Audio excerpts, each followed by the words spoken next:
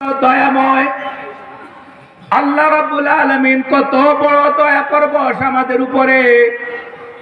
আজ আমরা যারা এখানে বসে আছি, একটা সময় আমরা ছোট্ট ছিলাম, মায়ের পেট থেকে আমরা দুনিয়াতে এসেছি। মায়ের পেট থেকে যখন আমরা দুনিয়াতে আসলাম, আসার সময় আমাদের চোখ ছিল কি ছিল না? এই পাশের কয়েকজনে বলেছিল, আর বাকি আলারা মনে আন্ধা অবস্থায় দুনিয়াতে আসছিলেন। আপনাদের চোখ ছিল না?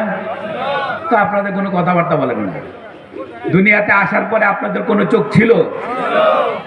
মায়ের পেট থেকে আমি আর আপনি যখন দুনিয়াতে আসলাম, আল্লাহ রাব্বুল আলামিন আমাকে দুইটা চোখ দিয়েছেন, কিন্তু ওই চোখ দিয়ে আমি তখনও ভালোভাবে দেখতে পারি নাই। দয়াময় আল্লাহ আরো কি দয়া করেছেন শুনেন। আমি আর আপনি মায়ের পেট থেকে আসার পরে আল্লাহ রাব্বুল আলামিন আমাকে দুটা হাত দিয়ে এই পৃথিবীতে আনছেন, কিন্তু এই হাত দিয়ে কোনো কিছু ধরার শক্তি আমার ছিল না।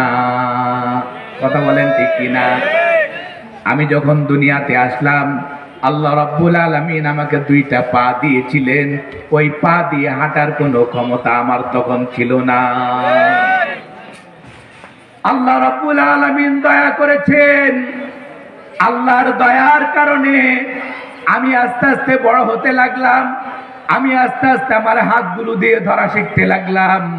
আমি আস্তে আস্তে আমার পা গুলো দিয়ে হাঁটতে শিখলাম। কথা বলেন ঠিক কিনা? আমার বন্ধুগণ, এই তো গেল দয়ার একটা নমুনা। আরেকটা নমুনা দেখেন, আল্লাহ রাব্বুল আলামিন এই পৃথিবীতে কত মানুষকে এনেছেন। মায়ের পেট থেকে কত মানুষ বিকলাঙ্গ হয়ে এসেছে। কারো হাত নাই, কারো পা নাই, কারো চোখ নাই। এমন অবস্থায়ও দুনিয়াতে মানুষ আসছে কি আসে নাই?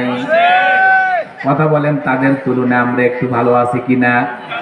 এজন্য যত কম জোর আওয়াজে পারি বলি আলহামদুলিল্লাহ। আল্লাহ রাব্বুল আলামিন এই পৃথিবীতে একটা মানুষকে আনার পরে হয়তো 2 দিন তাকে বাঁচায় রাখছেন। কেউ হয়তো যৌবনকাল পেয়েছে, কেউ হয়তো কৈশোরকাল পেয়েছে, কেউ হয়তো বৃদ্ধকাল পেয়েছে। আবার এমন অবস্থাও হয়েছে যে আল্লাহ রাব্বুল আলামিন মায়ের পেট থেকে তাকে মরা বের করেছে। এমন হয় কি হয় না? তাহলে ওই তুলনায় আল্লাহ রাব্বুল আলামিন আমাদেরকে জিন্দা বের করেছেন বলি আলহামদুলিল্লাহ। আরো জোরে বলি আল্লাহু আকবার। তাহলে দয়া করে